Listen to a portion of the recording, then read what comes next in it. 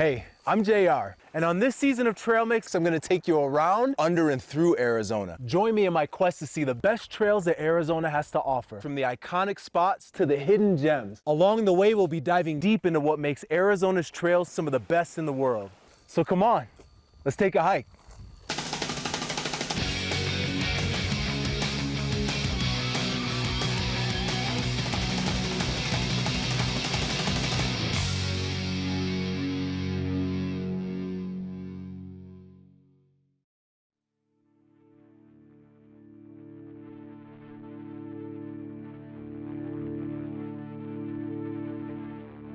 Arizona has thousands of miles of trails and wilderness areas for the public to enjoy, from scenic desert landscapes to shady pines and cool riparian areas. Taking care of that much land is a big job and requires a lot of collaborative work across multiple different agencies and organizations. Nonprofits like the Nature Conservancy work in regions around the world, including right here in Arizona, to combat climate change and the destruction of biodiverse ecosystems through evidence-based science. Other groups like the Arizona Trail Association work with local volunteers to help maintain Arizona's scenic trail systems. Then you have the hotshots, our last line of defense when it comes to stopping an ever-increasing number of devastating wildfires. Trail Mixed is made possible in part by a gift from Sue and Bill Ahern.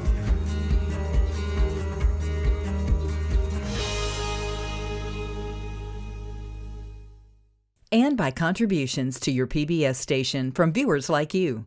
Thank you.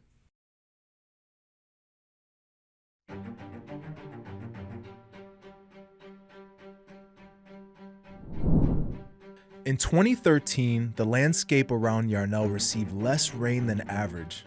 On the evening of June 28th, lightning struck a patch of wilderness right outside the small town of Yarnell. By the next day, the small fire had grown considerably. Yarnell had to be evacuated, and the Granite Mountain hotshots were brought in to work the fire. On June 30th, a change in the wind direction and speed caused the fire to spread quickly and trapped the hotshots just outside of Yarnell.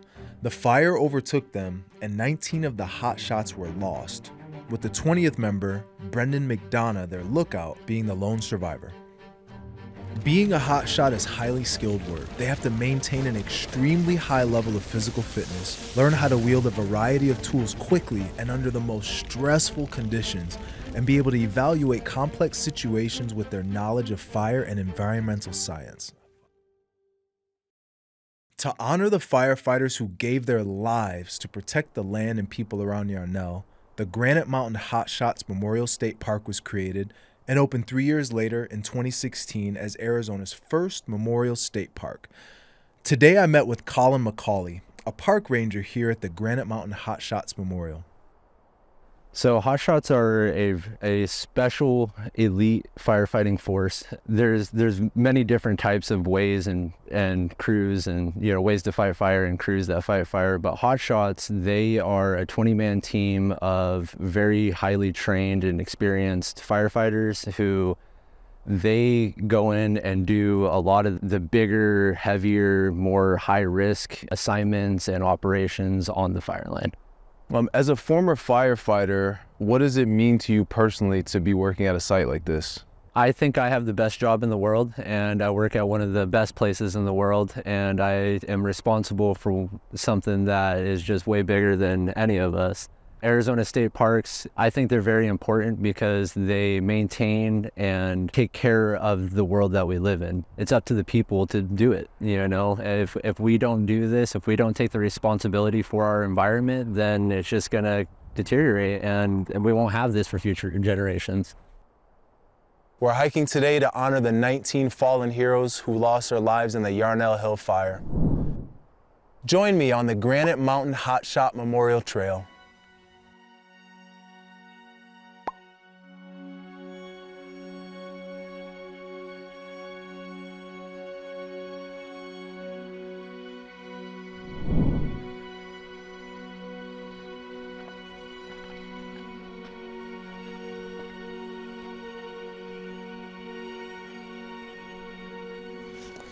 And each one of these plaques talks about the families that were left behind And so you feel that, you think about that when you are picturing the emotions around people losing their lives while they're trying to save lives, you know? You think about the families that they left behind and the emotions that they were feeling, because I can tell that these plaques were written by the families. So just kind of putting that all together it's a lot. It's a lot to absorb.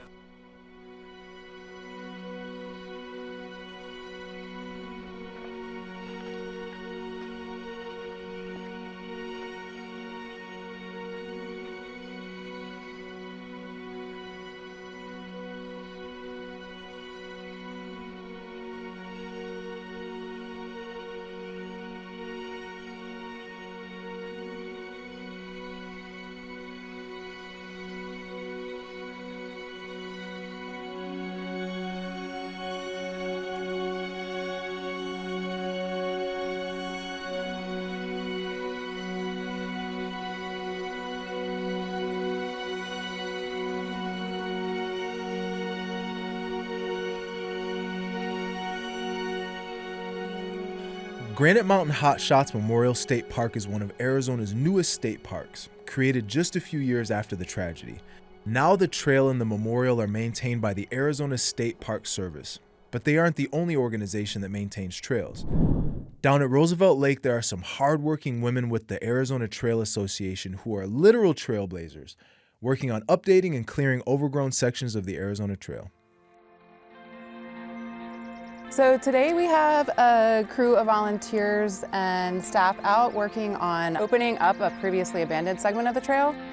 So this is part of the Arizona National Scenic Trail, which is an 800-mile trail from the Arizona-Mexico border to the Arizona-Utah border.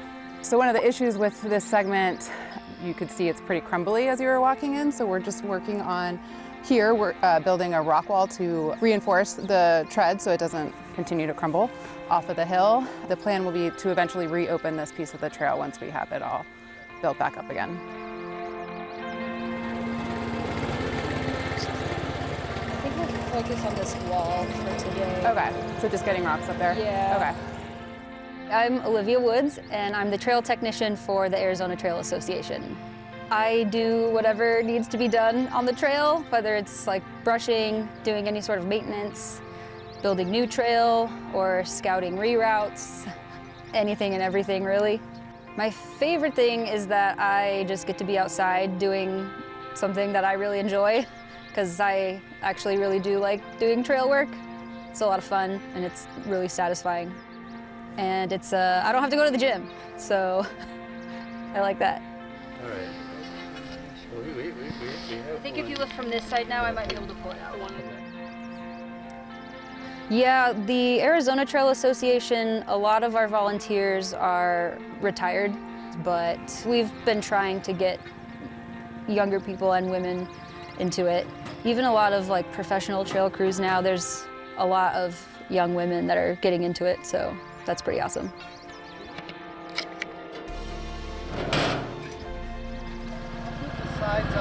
Just so you guys know, Steve asked for about 6 to 8 of those. Okay. For the. Okay. We have 2 there already. All right.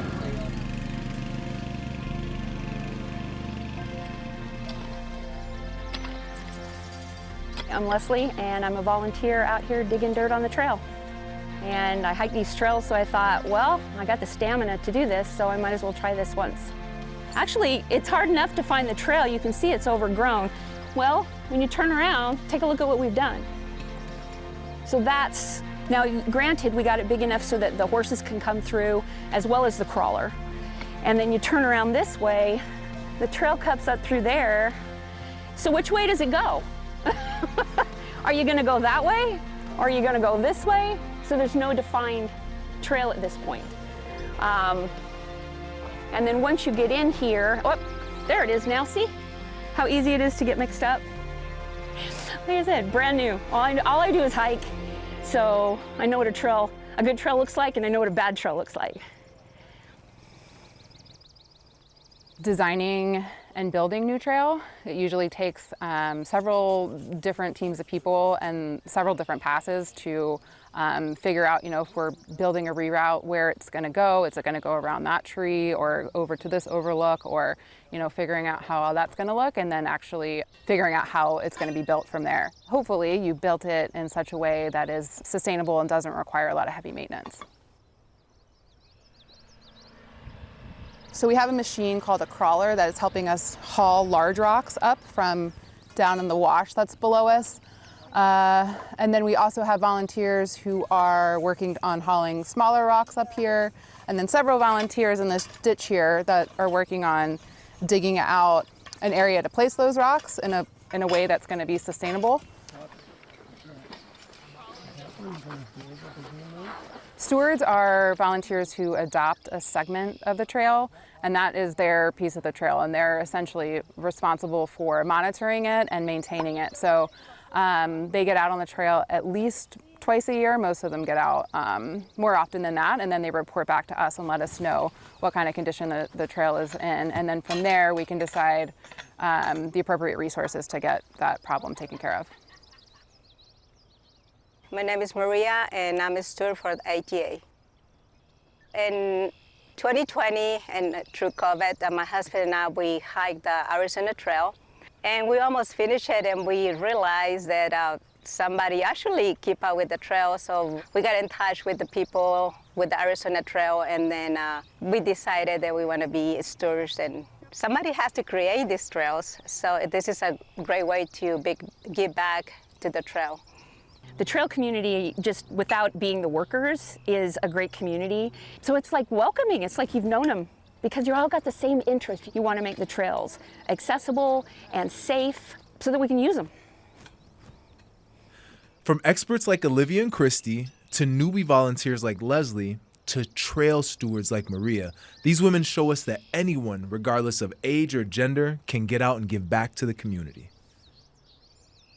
While workers at the ATA build trails, Colin and other rangers at state parks work tirelessly to keep our wilderness and trail systems clean and accessible. The Hot Shot Trail takes you 2.85 miles up through the Weaver Mountains. Every 600 feet throughout the trail, there are granite plaques that share stories and photos of each of the hot shots. Sean Hoffman was a Granite Mountain hotshot a couple of years before the tragic fire. He hiked with us today to give us a picture of what it was like to be a hotshot and to honor his fallen friends. JR? Sean. What's up, What's Sean? up, man? Good to meet you. Pleasure. Yeah, thanks for showing me the hike and breaking down some of the info about the trail. Lovely weather we got. I am a little bit chilly, but we can pretend, sure. Hey, welcome to the Highlands. Let's get hiking. Come on, let's go. So, what is a hotshot? It's a group of guys and ladies that just enjoy the camaraderie. They enjoy working really hard. They enjoy spending time in the woods, helping save houses or the forest, or just things, stuff like that. So you were part of the Granite Mountain Hotshots? Yeah, that's right. I was looking to get connected with firefighting. Good way to get started was getting a job on a hand crew. And then 2006, Granite Mountain wasn't quite Granite Mountain yet. It was Prescott Fire Crew 7, Type 2 Initial Attack Crew. Eric Marsh was the crew boss, and he wanted to dream big, and he wanted to have the first hotshot crew, sponsored by a municipality. And so it was super neat to get a job on that crew, and then for the forest to be our office. I loved hiking anyway, but when we're going to be outside, basically sleeping outside from April 1st to October 1st, chasing fire, not just in Arizona, in the Southwest and the Northwest. Loved it. It was super neat. Eric and the guys wanted to name the crew, a hotshot crew, and Granite Mountain, Granite Mountain Hotshots, became an idea. Let's check this out. So these rocks over here, looks just like the, I think this is it. We saw the photo online of the hotshots hanging out as the fire was burning north. And I think this is it right here. This is the spot that they were hanging out last, just before heading out to their safety zone, down at the bottom over there. But yeah, that's it right there. Yep.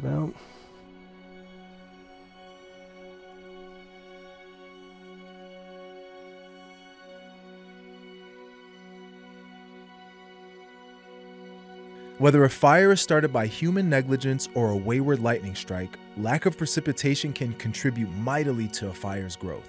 As our state continues to experience record-breaking heat and drought, it's important to monitor Arizona's water.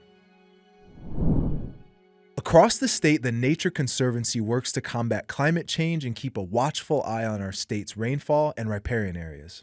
Today we are out here doing a section for our San Pedro River wet-dry mapping.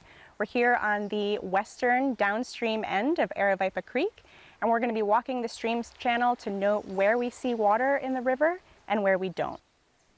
So the mapping effort really allows us to see trends in how the water is changing from year to year, and allows us to tie it back to certain activities on the river, whether a recharge program is being successful. Wet-dry mapping was a project that Nature Conservancy started back in 1999. So this wet-dry mapping project, which began as something about 45 miles or so, we now survey about 250 miles of the San Pedro River and its primary tributaries from the headwaters in Mexico all the way to its confluence with the Gila.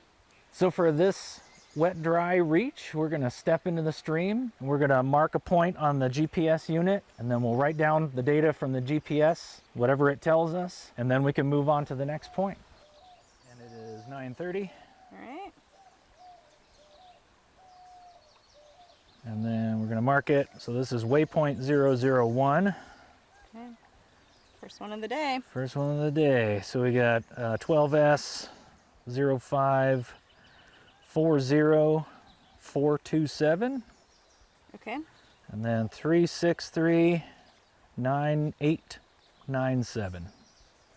All right, so we've got our easting and our northing. Mm-hmm. All right. Click done. Okay. That one's marked. Water is certainly present at start. Flowing in from upstream. Okay, well. Excellent. Head down to the next spot. Okay. And we're pretty close. We got our flagging from last year.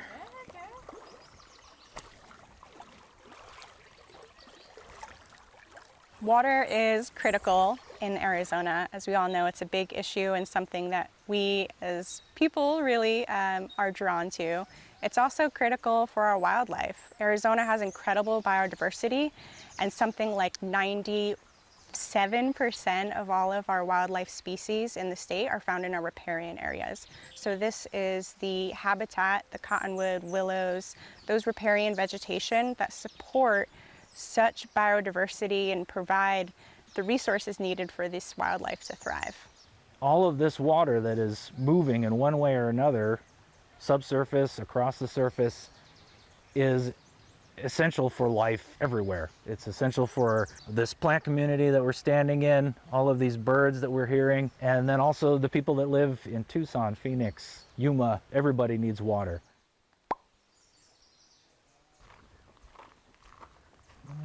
Right about there. At our end point. Yep. So this is waypoint 005, and the UTMs are 12S 05 28233, and the northing is 363 3573. Great. Definitely no water flowing. Definitely not. Okay. There's a mouse, but no water. We like to say that it is our report card for our conservation work on the river. My desire to do this work has always been about just being in the middle of it, being in the thick of it. And this is, I can't think of a better way or place to do it. Mapping and tracking river data is important for the health of an area over long periods of time. But other dangers like fire can threaten our wilderness, our cities, and even ourselves in an instant. At the top of the Hot Shot Trail, you can see the town of Yarnell in the distance and the fatality site below. Here at the observation deck, there's a tribute wall available for those who would like to leave mementos in honor of the firefighters' sacrifice.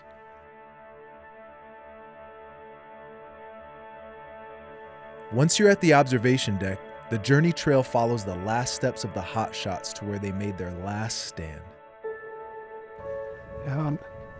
19 crosses. Got the flag on the flagpole.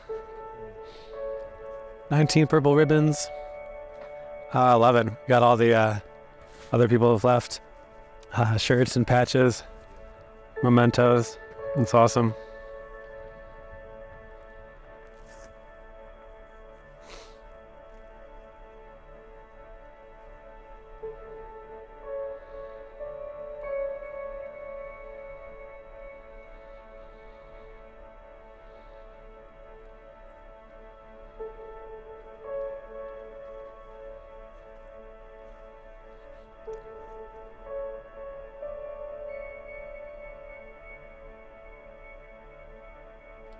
After you found out about the fire, what was the next thing you did?